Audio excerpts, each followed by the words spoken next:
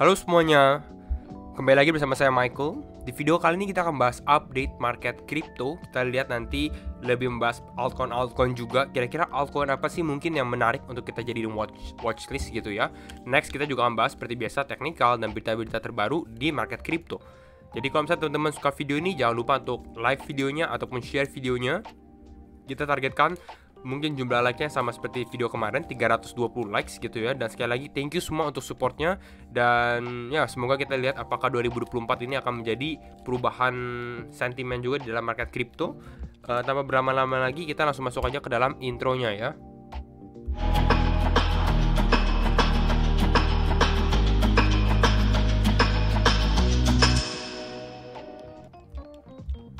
Ya, kalau kita lihat untuk market crypto ya, bisa kita lihat Bitcoin mengalami penurunan. Jadi market ini sempat drop. Kita lihat teknikalnya ya. Ini sempat ada penurunan. Jadi kita akan lihat sekarang bagaimana kondisinya. Lalu kita akan review juga secara teknikal sesuai dengan plan yang kita bahas gitu ya. Altcoin bagaimana? Altcoin kita bisa lihat di sini ada ICP mengalami kenaikan 25%, ada Helium, ada Wood Network, ada Osmosis, ada Arweave yang masih performing gitu ya. Tapi saya rasa di sini Bitcoin udah mulai take charge lagi nih. Udah mulai ada dominance lagi, istilahnya seperti itu gitu ya. Kita di sini ada FTT token drop, ORDI, BIM mengalami drop juga. Nanti kita mungkin bahas lebih detail di bubbles gitu ya, di crypto bubbles. Kita ngomongin Fear and Greed dulu. Fear and Greed, masukin dulu. Fear and Greed ini untuk market saham ini di 67-an gitu ya. Sedangkan kalau kita lihat di crypto Fear and Greed Index, kita juga masih 67. Wow, ini sama persis ya, 67 dan 67. Nah, masih rasa mungkin ada potensi sebenarnya kita masuk ke area netral ataupun fear gitu ya. Hanya sekedar aja gitu ya. Nanti kita bahas secara teknikalnya. Nah, kita ngomongin dulu untuk beritanya gitu ya. Ini dari Lark Davis. Dia membahas bahwa 19,7 miliar dolar flowing into Bitcoin dan Ethereum. Nah, ini teman-teman bisa lihat sebenarnya dari Glassnode sendiri bahwa ini kita lihat di sini. Yang merah ini outflow gitu ya. Kita lihat nih overall mulai dari Oktober mungkin. Oktober ini inflow lama-lama mulai naik. Pada saat market naik, orang-orang mulai beli juga. Mulai lebih confidence. Ini beli naik ya, mereka mulai adding more stuff lagi, mulai DCA lagi gitu. Kenapa? Karena sentimennya udah mulai berubah, istilahnya seperti itu. Jadi di sini kita lihat mulai dari bulan mungkin Oktober, mulai kuartal 4 gitu ya, mulai ada akumulasi dan ini inflow gitu ya, mulai dari institutions juga udah mulai pada beli juga gitu ya, yang memang aktif di dalam kripto. Jadi ini menarik, ini hampir sama seperti kalau dia bilang di Desember 2020. Desember 2020 seperti ini nih. Ini mulai mengalami kenaikan gitu ya, mulai mengalami kenaikan, terus ada launch up gitu ya di dalam jumlah inflow-nya. Tapi kita akan lihat apakah siklus yang kita akan alami nanti di 2024 ini apakah akan serupa dengan siklus yang kita alami di tahun 2021 atau 2020-2021 gitu. Tapi yang kita tahu adalah inflows coming in ke dalam market crypto. Next up, nah ini mungkin hanya sebatas saja ini untuk teman-teman yang suka altcoins gitu ya, karena saya juga suka.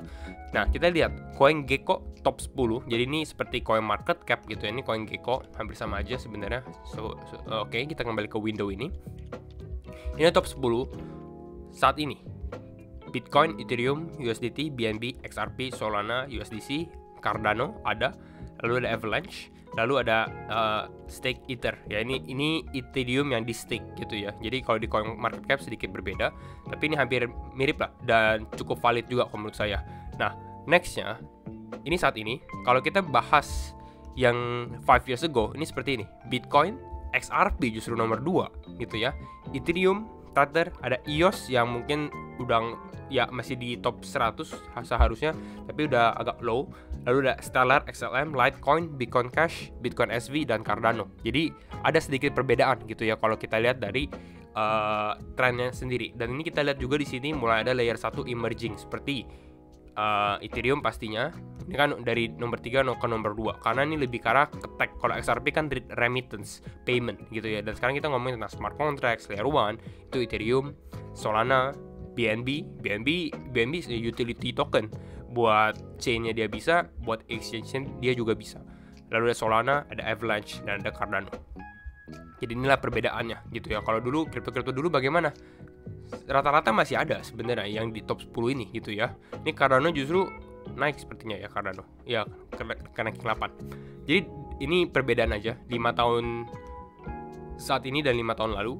Next up kita bahas tentang meme coin season, dimana meme coin udah mulai naik gitu ya.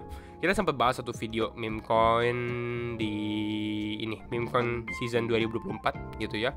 Lalu kita juga bahas ada sedikit bong di sini, altcoin party. Jadi meme coin ini memang mengalami kenaikan cukup signifikan. Sebenarnya Shiba, Doge, PP gitu ya belum terlalu naik. Yang naik itu adalah si bong. Ini mungkin saya perjelas grafiknya gitu ya. Ini dari skew triangle dia. Ini teman-teman bisa lihat nih. Ini dari market cap ya. Jadi ini naratif index, ini market capnya dari Dun. Ini teman-teman bisa lihat ini dari memes. Jadi ini untuk crypto memes, ini mengalami kenaikan yang cukup signifikan gitu. Tapi ya nggak semua memes yang besar yang tadi kita bahas belum terlalu naik. Tapi bisa diperhatikan gitu ya, karena memes itu attract retail investor cukup mudah. Nah, yang attract itu adalah si bong. Bong ini mengalami kenaikan yang sangat signifikan. Kalau kita ngomongin bong, saya nggak tahu ya apakah ada grafiknya gitu ya, karena dia baru listing di exchange kan. Kita lihat di one day mungkin ya.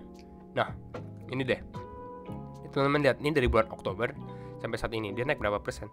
13.600% ya teman-teman, 13.600%. Jadi signifikan sekali gitu. Dan memang ini gains seperti ini cuma bisa terjadi di market crypto gitu. Saya juga miss sebenarnya bong ini, saya juga miss gitu ya, kalau kita mau ngomongin jujur atau enggak gitu, kita miss. Tapi masih banyak opportunity yang ada gitu, dimana bong ini, apakah beli bong saat ini, saya cukup conflicting kalau saat ini. Kenapa? Karena mereka punya sentimen paling positif itu adalah pada saat mereka di list di Binance. Dan memang bong ini kan udah di list di Binance istilahnya. Jadi kalau kita ngomong bisa naik sampai berapa lagi, nggak tahu gitu. Mungkin rotasi ke dalam meme coin berikutnya seperti Doge, Shiba, PP, mungkin saya masih lihat hal itu bisa terjadi gitu daripada bong naik terus gitu. Tapi ya we'll see. Secara crypto bubbles, kita ngomongin tentang naratif market. Ini mungkin kita sering-sering bahas kayak gini aja, kita liatin bubbles apa yang bisa menjadi pilihan kita. Secara hourly rata-rata hijau karena sempat turun gitu ya. Mungkin kita bahas secara time frame daily ataupun weekly. Di daily yang masih strong sebenarnya ICP ini strong gitu ya. Lalu ada Wu Network, Osmosis, Arweave gitu yang mengalami kenaikan. Dan kalau saya perhatikan sebenarnya di weekly ini ya BIM yang sempat kita rekomendasi di minggu lalu ya di gaming crypto gitu ya, ini udah naik 32% gitu. Bong justru naiknya signifikan sekali, ini 103%. And Injective saya sempat bahas di Telegram udah naik 60%. Jadi ya cukup signifikan beberapa crypto ini. Ada Avalanche juga mengalami kenaikan. Rata-rata masih di ekosistem mungkin Cosmos. Kita lihat di sini ada Tia, Celestia, Injective, Kuji. Ini ekosistem Cosmos. Osmosis juga Cosmos gitu ya. Lalu kita lihat ada Arweave di sini mulai mengalami kenaikan. Nggak tahu apakah Falcon juga mengalami kenaikan ya, karena mereka di bagian storage gitu ya. Dan Cardano di sini lumayan hijau gitu. Cardano, Phantom. Jadi layer 1 masih menjadi pilihan investor seperti ya layer 1 gitu ya. Jadi teman-teman lihat aja rotasi-rotasi di crypto tersebut. Nah, kalau saya lagi watchlist yang saya lagi perhatikan, ini kembali lagi, ini disclaimer on and do your own research ya, kembali semuanya karena keputusan di tangan teman-teman. Tapi kita transparan aja, saya lagi melihat FXS atau Fractshare ini yang kecil ini di sini. Ya, Fractshare ini mungkin cukup menarik. Dia ranking market cap 85, jadi nggak terlalu besar juga gitu. Ini yang saya lagi perhatikan. Kenapa? Karena katalis dia di awal tahun dan di akhir tahun ini cukup positif untuk Fractshare sendiri. Ya, semoga ini kita masih early kalau memang dia bisa mengalami kenaikan. Tapi kembali lagi, ya bisa aja dia turun karena keputusan tetap di tangan teman-teman. Fractshare ini sedikitnya dia aktif di bagian Ethereum ecosystem. Dia adalah fokus ke dalam DeFi, khususnya untuk stablecoin juga. Jadi dia banyak kriptonya di ekosistemnya dia.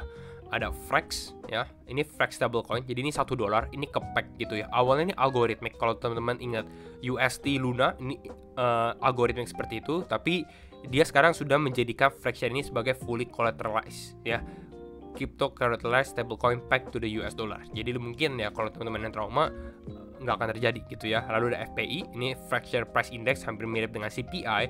Dan FraxIT ini adalah kalau teman-teman stake Ethereum ya di dalam Frax Finance, yang jadinya ini akan jadi FraxIT gitu ya. Dan ini salah satu yield yang gede gitu. Ini teman-teman kan sempat lihat nih. Tadi kita lihat di sini Lido Stake Ether ya, ST at Ethereum gitu ya. Ini adalah Ethereum yang di stake di Lido. Nah, kalau Frax it ini adalah Ethereum yang di stake di Frax.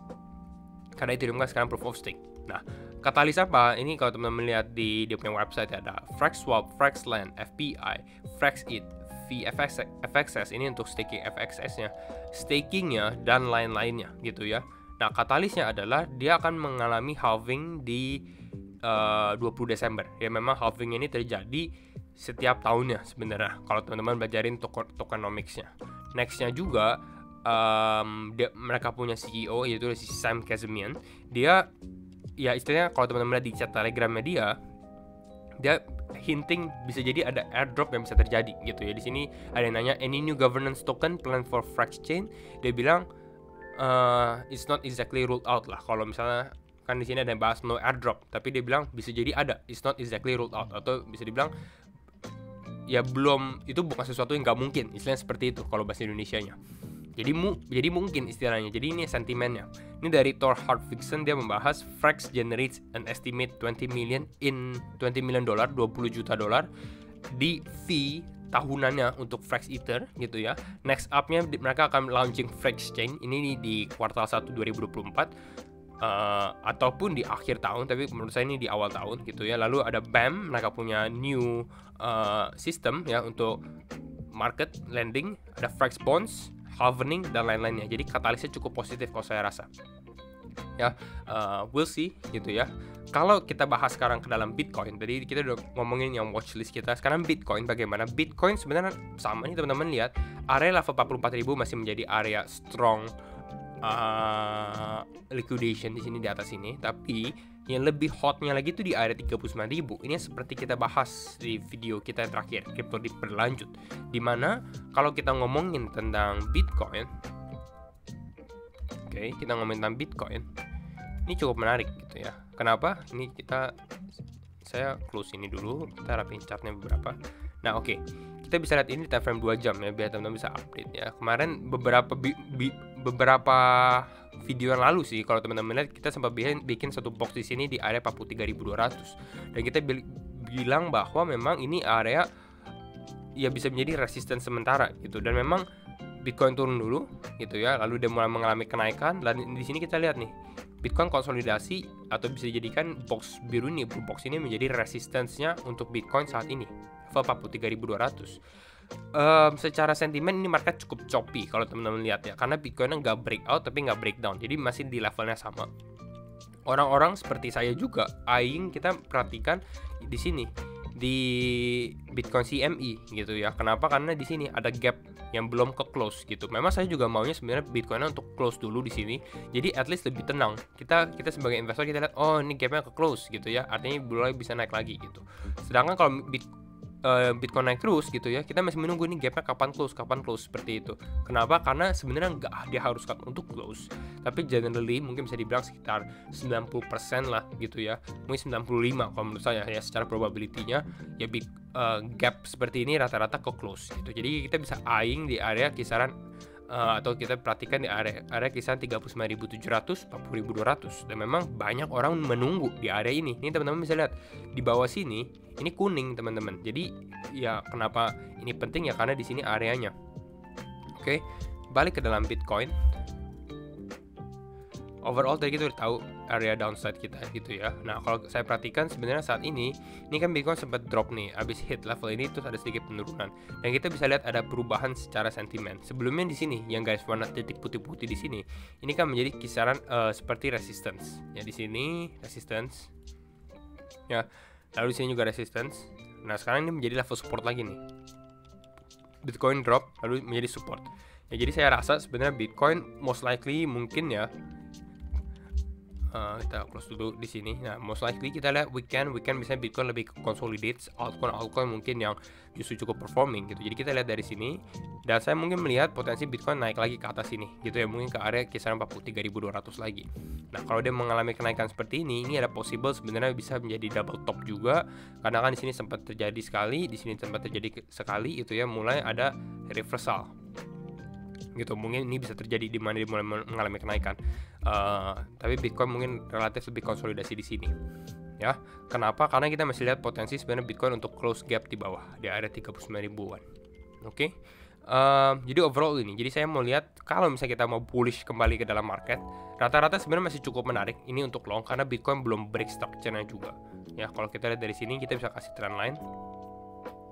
Ya, rata-rata sebenarnya Bitcoin ini masih di dalam structure-nya, masih dalam strukturnya juga gitu. Jadi kita masih condong sebenarnya Bitcoin masih long gitu ya. Tapi kalau saya pun long di sini nggak terlalu karena saya melihat mungkin ya potensi sebenarnya dia bisa kerja lagi di area tersebut nih, area kisaran 43.200-an gitu. Sedangkan altcoin yang masih cukup menarik. Kita kalau lihat Bitcoin dominance,